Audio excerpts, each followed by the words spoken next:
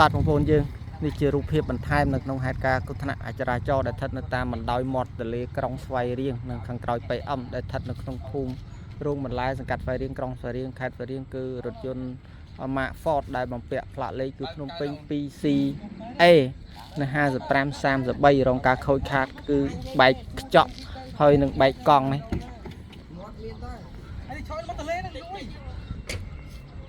បាក់កើតទេបងសមត្ថកិច្ចនោះនេះឥឡូវ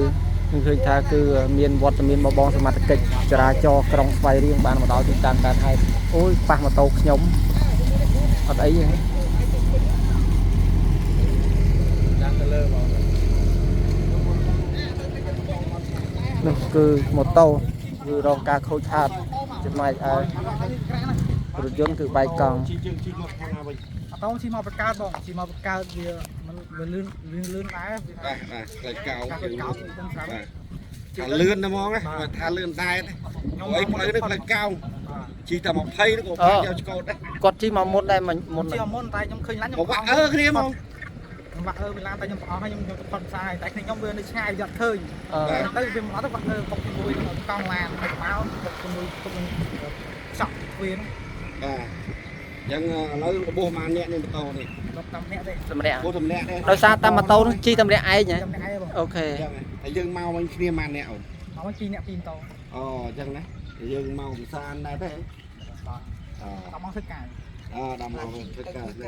នឹងបងប្អូនយើងគឺករណីគ្រោះថ្នាក់អចរាចរណ៍គឺម៉ូតូប៉ះគ្នាជាមួយនឹងរថយន្ត Mark Ford ដែលបណ្ដាលឲ្យម្ចាស់ម៉ូតូគឺរងរបួសយកទៅពេទ្យបាត់ហើយម៉ូតូរងការខូចខាតដែលចំណែកឯរថយន្ត Mark Ford ហ្នឹងគឺបែកកង់ខាងមុខខាងឆ្វេងហើយនឹងកញ្ចក់ហ្នឹងក៏បាក់បែកដែរហើយឥឡូវមិនដឹងខាងណាសងខាងណីទេយើងអត់ដឹងទេទុកទូនាទីនឹងឲ្យបងសមត្ថកិច្ចចរាចរណ៍ក្រុងស្វាយរៀងរួមទាំងវត្តមានបងប៉ុស្តិ៍រដ្ឋបាល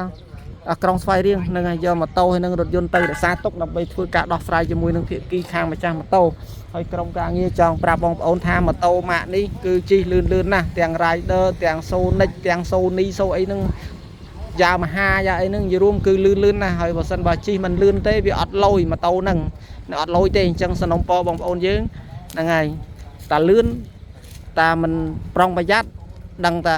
ប្រាវហើយនៅទីតាំងកាត់ហេតុដែលស្ថិតនៅតាមបណ្ដោយមាត់ទន្លេក្រុងស្វាយរៀង